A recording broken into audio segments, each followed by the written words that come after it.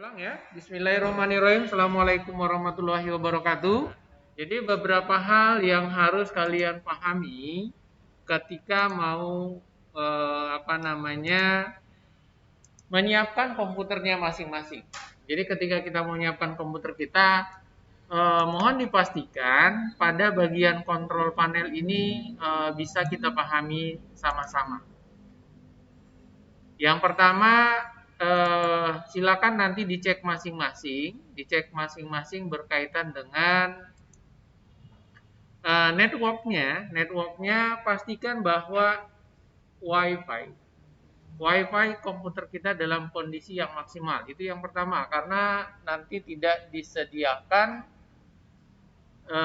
komputer sekolah kecuali Anda memang mengusulkan sebelumnya karena ketidakadaan komputer atau bermasalah, silakan diajukan supaya nanti dapat. Yang sering terjadi problem adalah kalau nanti dalam satu WiFi itu banyak yang menggunakan, ada potensi yang komputernya kurang maksimal, itu dia tidak bisa connect ke WiFi. Itu ya, walaupun sebenarnya WiFi sekolah tidak dibatasi karena kita satu ruangan hanya ada kisaran 18 orang satu kelas. Ya, jadi pastikan WiFi internetnya berfungsi dengan baik. Kalau tidak berfungsi, silakan menggunakan WiFi eksternal. Nah, itu yang pertama yang benar-benar harus diperhatikan. Dan WiFi-nya silakan di automatic saja. Berikutnya, yang juga sangat penting, ini sebenarnya berlaku bagi Anda yang komputernya kemampuannya atau memorinya standar gitu ya. Silakan di-off-kan saja gitu. Silakan di-off-kan saja firewall-nya. Ini dipilih off nanti. Itu salah satu cara untuk mempercepat kemampuan komputer kita. Tapi konsekuensinya sih pasti ada. Yang pastinya nanti kegiatan ujian menggunakan e-learning tidak ada internet, tidak ada fasilitas internet. Jadi hanya lokal area network saja gitu ya, hanya lokal area network saja. Nah, terus yang berikutnya adalah silakan memastikan tadi kalau ada Windows Firewall, Windows Defender, bagi Anda yang menggunakan Windows Defender silakan dinonaktifkan dulu bagi yang komputernya standar gitu ya. Tapi kalau komputernya yang bagus sih nggak ada masalah gitu ya. Kalau yang standar-standar ya silakan dinonaktifkan. Ya, berikutnya adalah silakan mematikan Windows Update. Silakan mematikan Windows Update-nya supaya nanti pada saat kita lagi mengerjakan tidak muncul tiba-tiba Windows Update. Karena internet di sini nggak ada, Windows Update itu pasti gagal. Ya, Windows Update kan nggak bisa diberhentikan terus kita masuk lagi, dia tetap akan minta Windows Update. Itu beberapa hal yang perlu kita cermati bersama-sama dan memastikan bahwa komputernya bekerja secara maksimal, memastikan bahwa komputer kita bisa kerja maksimal, bisa kita juga membuka atau lakukan ping ya. Tapi logikanya kalau komputer-komputer baru sih nggak akan, saya yakin tidak ada masalah. Silakan di ping. Mestinya sih tahu ya, kalau ping waktu kelas 10 logikanya sudah pernah disampaikan. Saya nggak tahu pernah disampaikan, tapi akan saya coba.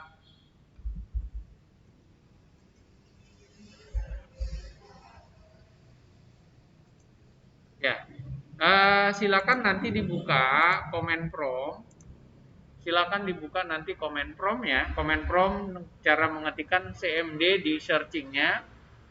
Di sini yang pertama, ketika nanti ada kendala, beberapa hal yang bisa kalian lakukan itu eh, silakan coba dicek IP-nya. IP dari komputer kita apakah sudah ada atau belum. Cukup mengetik IP config.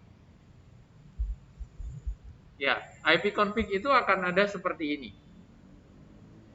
Eh, pastikan karena nanti ada di 28 itu IP-nya gateway-nya 841 gitu ya. Tapi kalau IP address-nya, IPv4 address-nya itu pasti berbeda-beda.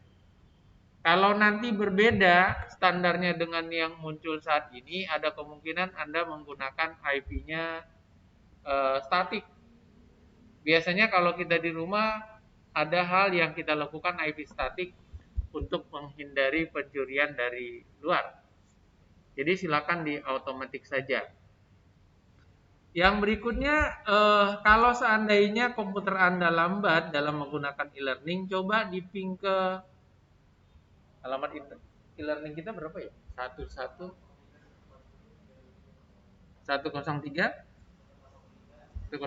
titik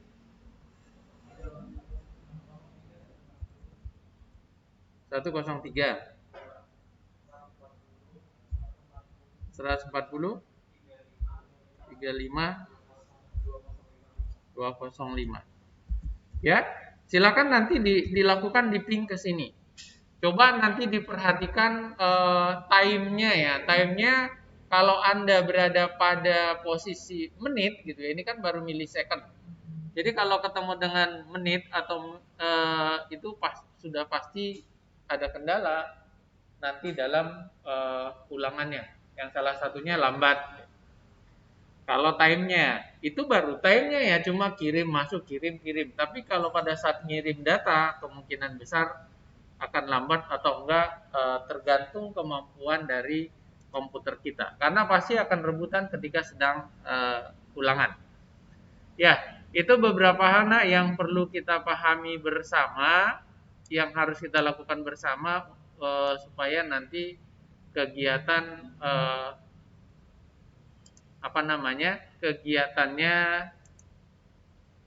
kegiatan ujian sekolahnya berjalan dengan baik.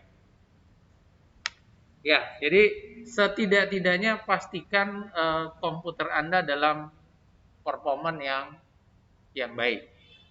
Itu langkah yang bisa dilakukan supaya nanti pada saat kegiatan kita berjalan dengan baik. Baik, semuanya saya akan coba lanjutkan bagaimana kita kisi-kisinya, gambaran soalnya seperti apa. Saya akan coba share screen, tidak perlu Anda, terserah sih mau dicatat atau enggak, tetapi nanti rekamannya coba saya berikan. Ini sudah saya rekam. Nah, berkaitan dengan kisi-kisi, ada yang agak jauh gitu ya. Dan saya tidak tahu apakah dipelajari atau enggak pada saat kelas 10. Nah, ada di sini nih, ada beberapa kisi-kisi. Saya coba perbesar.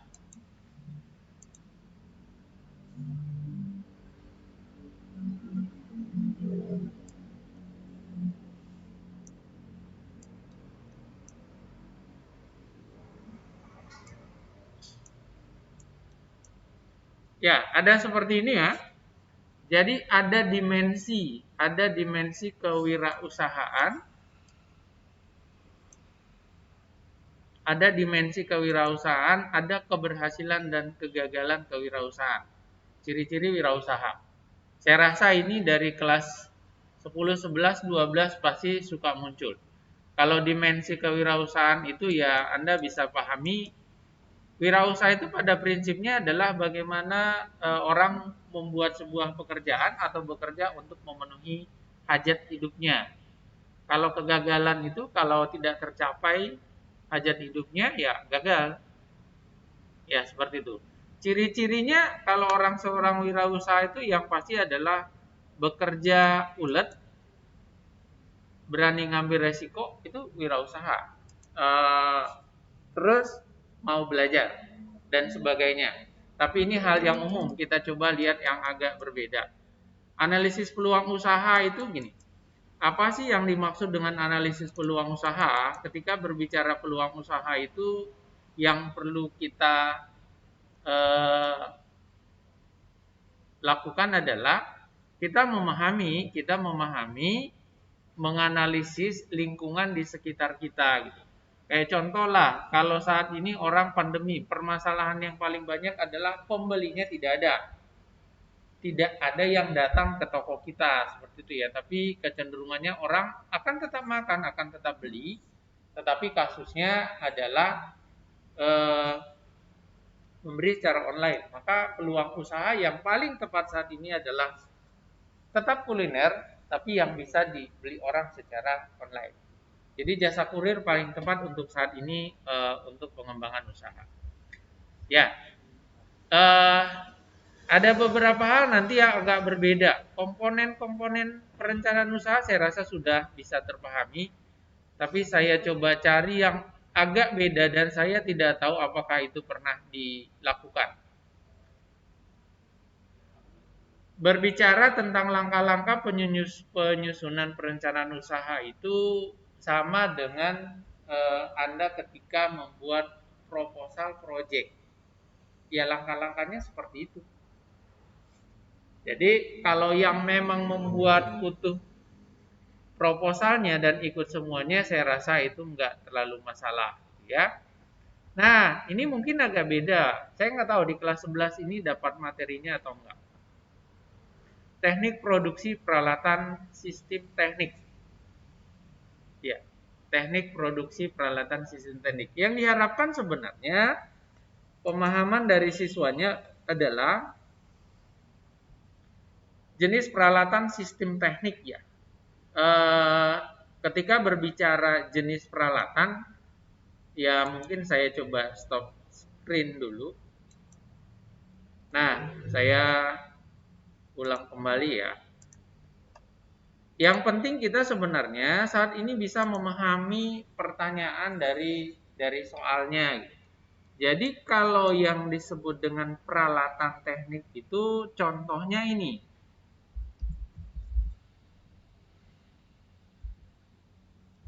Ya, kok nge-lag?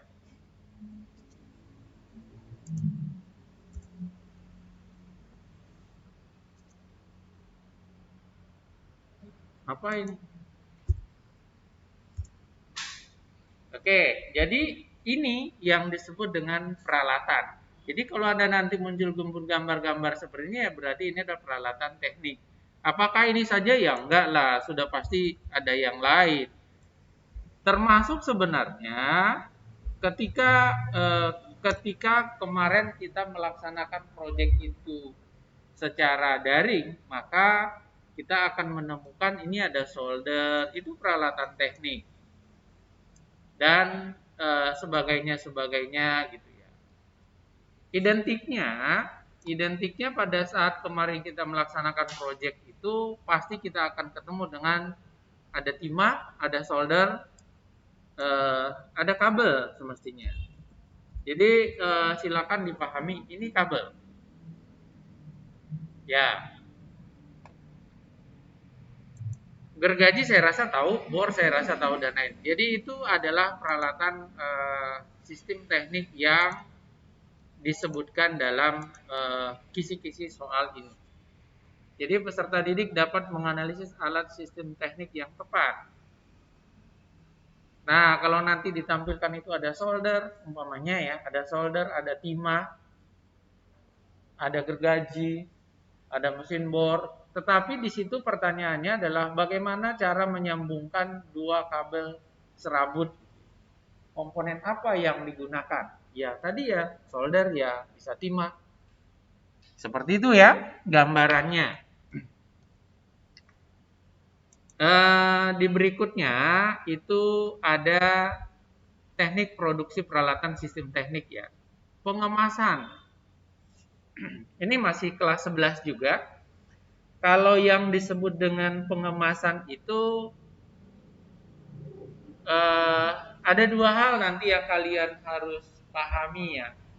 Kalau kemasan dengan pengemasan mungkin ada sedikit berbeda. Kalau nanti kemasan, kalau kita membuat sebuah kemasan itu untuk dipamerkan, maka kemasannya harus bagus. Isi dari kemasan itu harus ditampilkan di luar dalam berupa gambar. Tetapi kalau pengemasan yang akan dikirim tidak perlu bagus-bagus, tetapi aman buat alat yang dikirim. Nah, saya rasa pada saat kelas 10, 11, 12 kemasan itu banyak. Kemasan itu bisa pakai daun pisang, itu juga kemasan. Pakai plastik itu kemasan juga. Terus ada pakai kardus, pakai box kayu, pakai besi, tergantung apa yang dikemasnya gitu ya. Jadi kalau hanya untuk mengemas obeng saja, saya rasa tidak perlu kita menggunakan kayu. Sama saja ketika Anda sering nanti mengambil atau mengirim, menerima barang, kemasannya seperti apa, gambarannya seperti itu. Peserta didik dapat menentukan teknik pengemasan yang tepat. Ini teknik pengemasannya yang dipertanyakan. Tapi mungkin soalnya tidak pada tekniknya, tapi kemasan yang digunakan. Nah, soal yang sama, soal yang mirip-mirip saya rasa nanti akan banyak. Akan banyak soal yang mirip-mirip. Ini teknik kemasan, di bawahnya pengemasan produk peralatan sistem. Ya, masih berkaitan dengan kemasan. Ini tahapan proses produksi peralatan sistem teknik. Nah, yang jadi pertanyaan buat dia adalah disajikan data tentang produksi. Peserta didik dapat menunjukkan tahapan produksi yang tepat peralatan sistem teknik. Tidak jauh berbeda ketika kemarin Anda sudah menyelesaikan proposalnya dan sudah menyelesaikan produknya, yaitulah yang namanya proses produksi. Ya, kalau nggak mengerjakan cuma sampai simulasi doang ya tidak paham yang pasti. Gitu ya. Nah, ini sama kelas 11 itu rata-rata dia lebih pada peralatan sistem teknik. Jadi sebenarnya mirip saja ya kita lakukan pada kelas 12. Di sini ada konversi energi ya. Ini mungkin juga saya nggak tahu di kelas 11 dapat atau enggak. Jadi yang perlu kita pahami bersama ketika nanti ada cerita konversi energi. Apa sih yang bisa kita lakukan gitu ya? Apa yang bisa kita lakukan ketika ada konversi energi? Nah, alat-alat konversi energi itu apa? Yang saat ini banyak diceritakan orang berkaitan dengan konversi energi itu adalah solar panel ya. Nah, ini konversi energi. Permasalahannya konversi energi apakah dengan hanya meletakkan solar panel ini di atas rumah akan terjadi konversi energi? Jawabannya iya, cukup diletakkan saja jadi terjadi konversi energi. Permasalahan berikutnya, konversi energi ini akan terbuang langsung, akan habis langsung ketika kita tidak simpan. Jadi dari panas matahari itu akan dikonversi menjadi daya atau listrik melalui solar panel. Dan ketika mataharinya sudah tidak muncul lagi, maka secara otomatis daya listriknya juga akan hilang. Jadi kalau seperti itu ya apa yang terjadi gitu ya? Kan kita nggak butuh lagi terang-terang banget ngidupin lampu gitu kan nggak. Maka perlulah baterai itu disimpan. Perlulah daya yang tadi disimpan ke dalam baterai. Ya kayak contoh lah kita lihat di jalan tol kan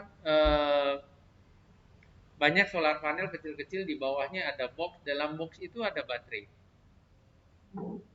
Nah, supaya lampunya nanti akan hidup itu pada malam hari, maka diperlukanlah sensor cahaya. Jangan sampai nanti lampunya hidup 24 jam, ya sayang juga. Gitu.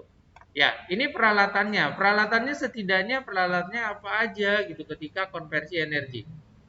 Salah satunya ya ada solar panel ini, harus ada kabel, terus harus ada apalagi namanya, harus ada aki buat menyimpan konversi energinya, dan kita butuhkan sensor cahaya supaya nanti alat itu bisa berfungsi pada saatnya atau lampunya hidup pada saatnya.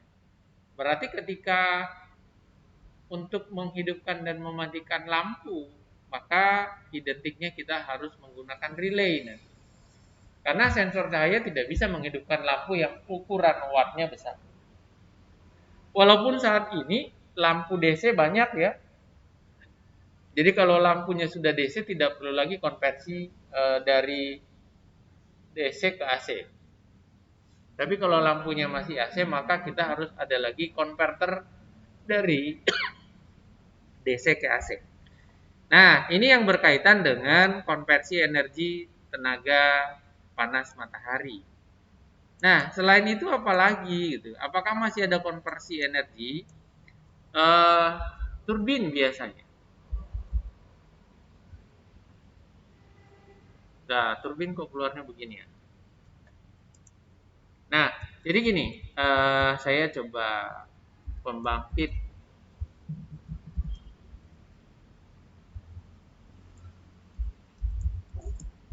listrik tenaga air ya. Tadi sebenarnya konversi energi itu yang agak banyak muncul, agak banyak disinggung, itu salah satunya tenaga air, tenaga surya, angin. Nah, sekarang kita coba lihat kalau air, peralatannya apa gitu. Kalau air terjunnya itu kan sama dengan mataharinya. Kalau pembangkit listrik tenaga angin, ya anginnya. Tetapi yang mengkonversi itu salah satunya ada turbinnya. Jadi kalau kita ada air terjun, ya seperti ini. Ini kincir, ini kincirnya, ini turbinnya. Turbin ini berputar gitu ya. Turbin ini berputar, dia memutar. Kalau kita lihat di sini, dia dari turbinnya berputar terus dipercepat. Ini kayaknya berapa kali percepatan ya? Dari turbin ini pindah ke sini, dari sini baru dipercepat lagi ke generator.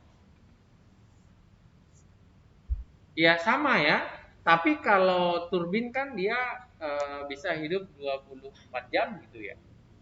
Kalau matahari enggak 24 jam, selama siang saja. Walaupun matahari tetap saja 24 jam, cuma di tempat lain.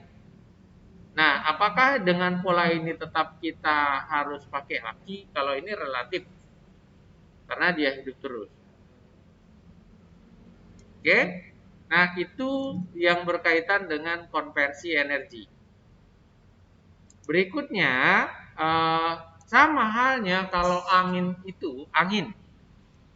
Kalau konversi pembangkit listrik tenaga, kalau tadi tenaga air, angin, kita coba. Kalau angin itu sebenarnya apakah perlu kita melakukan penyimpanan daya itu, saya rasa perlu, karena angin juga kan nggak terus-terusan ya, nggak kontinu dia bertiup. Maka hasil dari generator itu alangkah baiknya kalau disimpan. Nah, mungkin bisa jadi terbayang gitu, ketika kincir angin itu berputar ini pelan, terus yang lainnya cepat gitu. Otomatis voltasenya kan berbeda-beda. Nah, itulah nanti yang dibutuhkan regulator gitu supaya akinya itu voltasenya itu tetap sama. Ya. Saya rasa ini yang mungkin agak baru, mungkin ya, saya nggak tahu kelas 11 apakah dapat atau tidak. Kita balik lagi tadi ke kisi-kisinya. Itu yang berkaitan dengan konversi energi. Nah, dalam konversi energi ini masihkah ada, kalau kemasan tadi sama ya. Kemasan itu yang penting kalian nanti bisa ingat, kemasan itu daun pisang itu kemasan. Plastik itu kemasan. Box kita buat juga kemasan. Terus apalagi yang bisa jadi kemasan, tentunya cukup banyak yang bisa menjadi kemasan. Cuman nanti yang perlu kalian perhatikan adalah apakah kemasan hanya untuk kita mengirimkan Arduino saja perlu kemasannya harus pakai besi kan enggak, cukup menggunakan kardus, di dalamnya dikasih bubble wrap, saya rasa sudah cukup gitu ya. Itu berkaitan dengan kemasan. Jadi ketika menjawabnya silakan dijawab dengan lebih memperhatikan dulu, membaca dulu, menyimak dulu. Dan satu lagi yang agak berbeda nanti yang kalian temukan adalah uh, usaha jasa profesi dan profesionalisme. Bahasanya mungkin Bapak terlewat kemarin ya, tidak memunculkan bahasa ini. Tetapi usaha jasa profesi itu yang perlu kita pahami dulu. Jasa profesi itu apa aja gitu ya. Jasa profesi itu apa saja, itu yang penting. Eh, Kalau kita sebenarnya sudah memahami jasa profesi itu apa saja, maka logikanya kita tidak akan kerepotan untuk kita tidak akan mengalami kerepotan ketika kita berbicara usaha jasa profesi dan profesionalisme. Apa saja yang menjadi usaha jasa profesi itu? Yang pertama kita pahami jasa itu apa. Ternyata jasa profesi itu, guru itu jasa profesi, tukang becak jasa profesi, bidan jasa profesi, dokter jasa profesi, supir juga ternyata jasa profesi. Jadi pada prinsipnya adalah jasa profesi itu keahlian ya, orang-orang yang mempunyai keahlian untuk bidang-bidang tertentu. Oke, kita coba tulis jasa profesi itu apa saja gitu. Saya coba tulis jasa profesi. Nah, salah satunya tadi adalah pengacara. Pengacara itu jasa profesi. Tukang beca, profesi. Tukang sampah juga profesi berarti ya. Dan lain sebagainya. Dan lain sebagainya. Sutradara itu ternyata profesi juga. Kalian berarti kemarin sudah menjadi tenaga profesi. Pada saat kalian membuat autobiografi. Ya, jadi pada saat kemarin kalian membuat autobiografi itu, kalian sudah melakukan jasa profesi. Nah, ketika kita membuat sebuah autobiografi, ada beberapa prosedur sebenarnya yang harus kita lakukan. Prosedurnya yang pertama kita harus buat dulu narasinya. Nggak mungkin kan bikin video tiba-tiba tapi nggak tahu video apa yang mau dibuat. Setidak-tidaknya kita punya judul. Dalam bahasa yang sering kita lakukan, kita bahas dalam dalam proposal kalian itu algoritma. Jadi sebenarnya ketika kita membuat narasi sudah terbayang awalnya apa, tengah-tengahnya apa, akhirnya apa. Itu yang kita buat ketika kita membuat sebuah narasi. Sama dengan ketika kita membuat sebuah algoritma, algoritma itu ya sama, kita bikin algoritmanya. Yang pertama apa, input apa, setelah itu setelah diinput ada decisionnya apa gitu, apa yang kita decisionnya. Setelah itu ada proses. prosesnya apa saja, ya. Nah, jadi kalau kita membuat autobiografi, kita punya narasi. Kita punya narasi.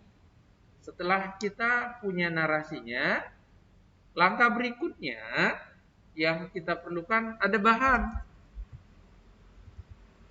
Bahannya, walaupun kadang-kadang ya, kadang-kadang ketika kita mau membuat sebuah film, kita berangkat dari bahan, baru bikin narasi. Itu yang kadang-kadang nanti ya filmnya nggak sesuai dong. Terus yang benar itu semestinya kita bikin narasinya. Setelah bikin narasi, baru kita bisa menentukan, oh bahannya nggak ada, maka harus buat lagi. Harus buat lagi bahannya. Mau syuting lagi atau enggak, atau gimana caranya sehingga bahannya terpenuhi. Sama sebenarnya kemarin pada saat kita bikin project, kenapa harus membuat proposal dulu? Jadi kita paham bahwa ketika kita mau membuat sebuah project, umpamanya mengukur jarak, dalam proposalnya sudah kita buat, oh mengukur jarak komponennya A, B, C, D, F, G. Oh biayanya sekian, cara buatnya begini, algoritmanya begini. Manfaatnya buat apa dibuat proposal? Manfaatnya kita sudah jelaskan dulu juga dalam proposal. Ada tujuannya buat apa, manfaatnya buat apa, kesimpulannya kita buat, saran juga kita buat.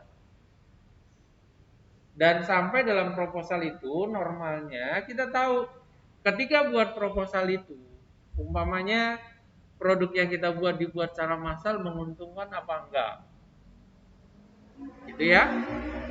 Karena kaitannya sama nanti. Jadi sebenarnya ujian UAS itu ketika Anda memahami benar-benar proposal yang Anda buat sampai hitung rugi labanya, maka soalnya ya seperti itu saja gitu. Kan kita ada desain kemasan, ada desain produk, ada desain elektronik.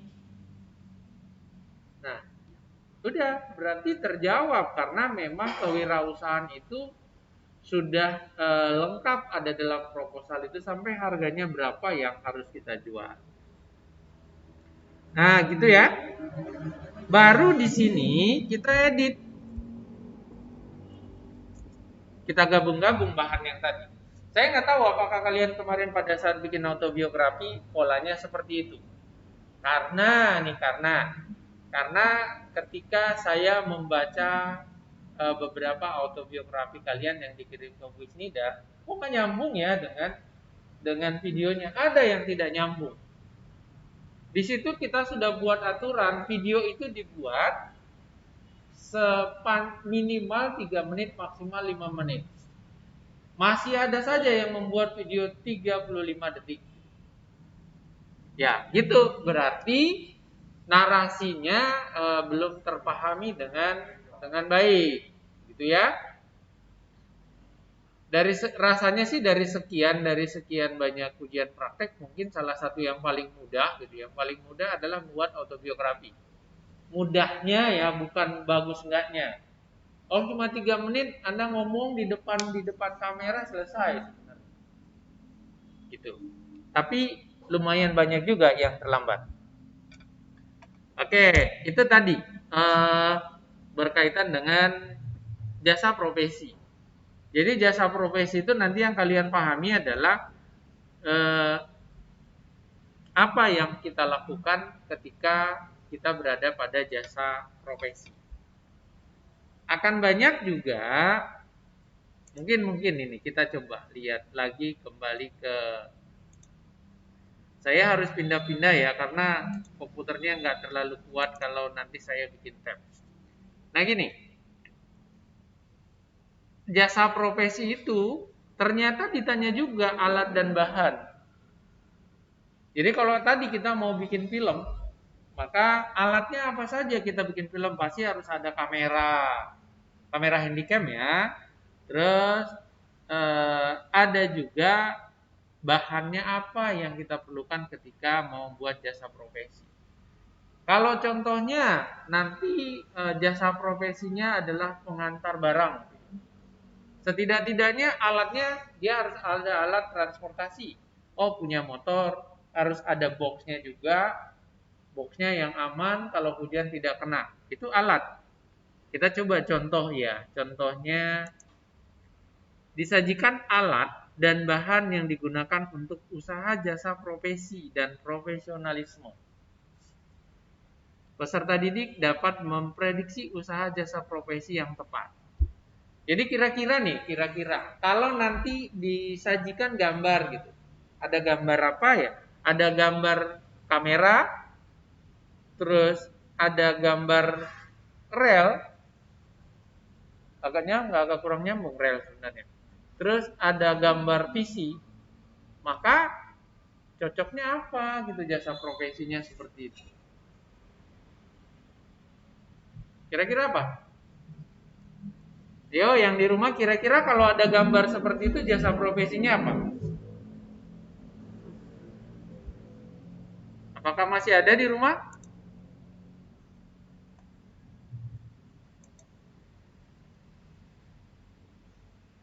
Yang di rumah ada Talita, tapi masih pada buka kamera semua ya. Lebih banyak yang tidak membuka kamera.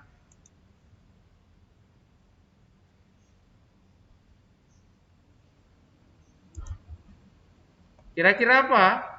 Kalau seandainya ada pertanyaan seperti itu, disajikan beberapa alat. Tadi yang Bapak sampaikan disajikan beberapa alat itu tadi ada kamera, ada rel, terus ada komputer. Kira-kira cocoknya apa ya? Ini ada yang pakai OBS lagi ya. Harsha, Indri, Patil, Sapira, Dinda, Aura.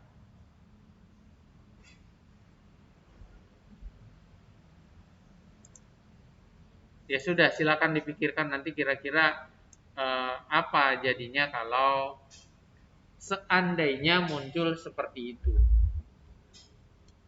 Ya, kita coba lanjutkan kembali berkaitan dengan kisi-kisi ya. Saya rasa sih yang agak beda di kalian konversi energi dan jasa profesi dan profesionalisme. Kalau yang lain-lainnya kayaknya hampir sama dan pernah. Komponen biaya produksi. Mungkin buat anak IPS ini mudah sekali ya. Taksiran harga jual. Ya, nanti ketika berkaitan dengan harga jual, komponen biaya produksi dan sebagainya, coba nanti bisa membuka di Google. Itu sederhana sebenarnya pada saat kita buat harga jual. Nah, salah ya. Menghitung harga jual.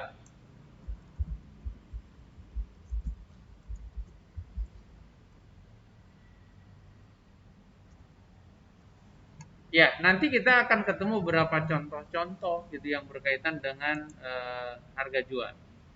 Bagaimana cara menentukan harga jual sebuah produk. Jadi ini silakan nanti dicoba dibuka.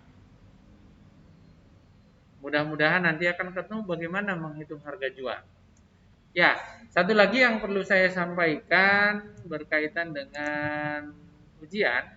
Kita coba lihat, mudah-mudahan di bawahnya sudah enggak terlalu banyak bermasalah. Harga jual, biaya tetap, taksiran harga jual ini lebih pada pilihan ganda, tapi rasanya Anda harus berhitung juga. Karena Bapak tidak terlalu banyak menguraikan permasalahan harga-harga, ya pasti soalnya tidak banyak keluar dari situ. Ya, ada strategi pemasaran, ada konsumen dan pesaing. Ini juga masih sering terjadi salah ya, kalau saya lihat beberapa ulangan konsumen dan pesaing gitu. Jadi kalau berbicara pesaing, siapa sih yang disebut dengan pesaing? Jadi gini, dalam satu wilayah, dalam satu pasar lah, gitu. Dalam satu pasar itu kecenderungan kan ada yang di sini jual baju, di sebelahnya jual baju juga, sebelah sana jual baju juga. Itu pesaing, pesaing usaha. Nah, ada juga kasusnya kalau kita anggaplah pedagang gorengan. Pedagang gorengan itu eh, sesama pedagang goreng pisang. Goreng pisang pasti sama kan? Jenis-jenis goreng pisang pasti ada.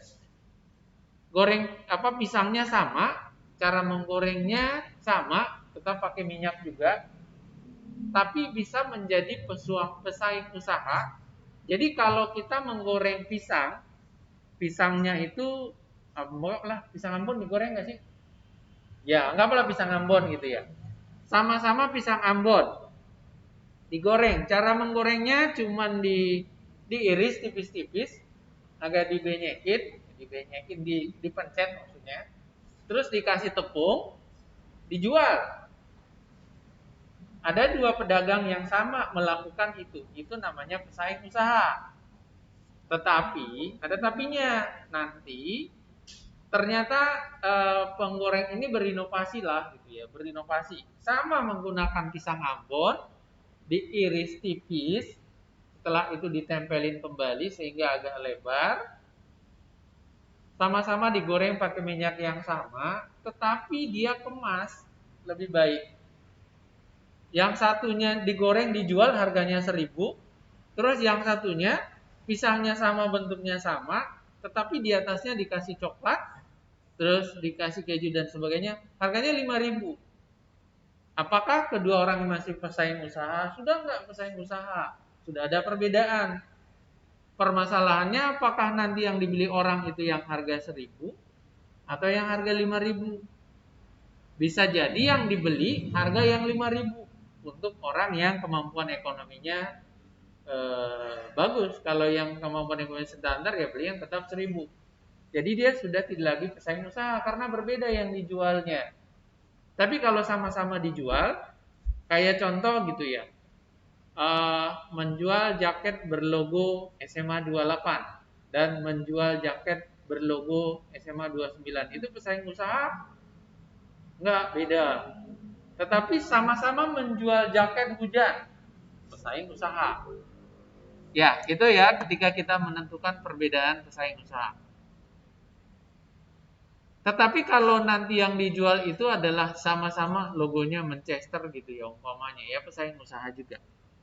Akhirnya disitulah terjadi perang tarif atau perang kemasan. Oke, di sini ada lagi yang mungkin itu berkaitan dengan pesaing usaha. Satu lagi sebelum saya lupa, yang berkaitan dengan konsinyasi. Saya lupa di soal kisi-kisi seperti apa gitu konsinyasi. Ah, ini ada nih. Konsinyasi itu apa?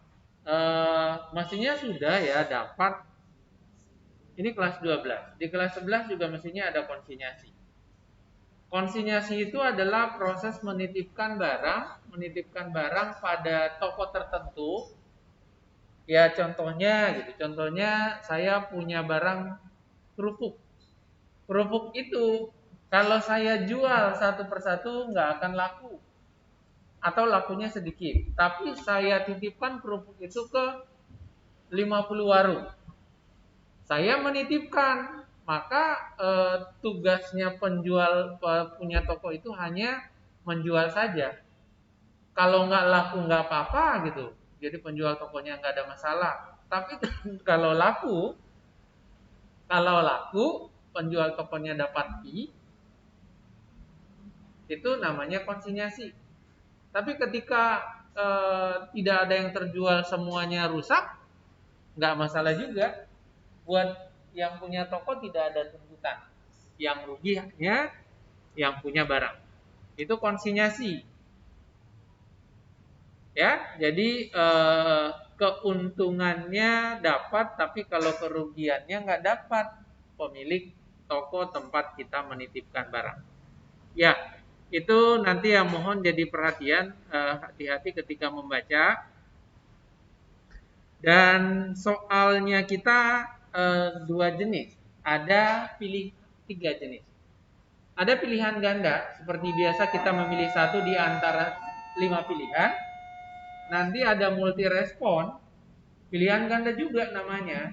Tapi kita memilih lebih dari satu di antara banyak pilihan. Itu multi respon karena ketentuannya seperti itu. Dan yang terakhir ini ada uraian singkat. Ketika ada kisi-kisi maka kewajiban kita harus mengikuti aturannya. Uraian singkat ya seperti ini. Nanti kalau tulisannya 1000, Anda cukup tulis 1000. 1000 itu 1.000, itu 1000 ya. 1.000-nya 3, 1000 juga. Tapi 1.0-nya 3,00 ya 1000 juga. Tapi silakan nanti dibaca petunjuk atasnya. Kalau ada koma di belakang itu menunjukkan bilangan berkoma. Jadi silakan baca petunjuk ketika mau menjawab soal uraian singkat. Dan berakhir sudah. Ya, terima kasih semuanya. Kita tutup kegiatan kita pada hari ini dengan mengucapkan hamdalah. Alhamdulillahirabbil alamin. Assalamualaikum warahmatullahi wabarakatuh.